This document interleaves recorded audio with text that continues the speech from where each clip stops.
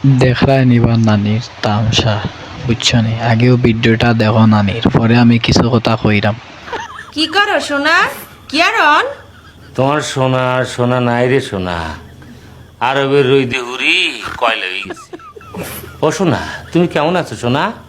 ও আমার সোনা রে, তোর কথা শুনি আই খুব কষ্ট হইলাম।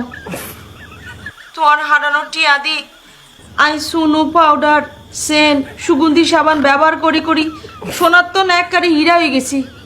আর তুই কি না কও তুই রোদে হুড়ি হুড়ি কয়লা হয়ে গেছো।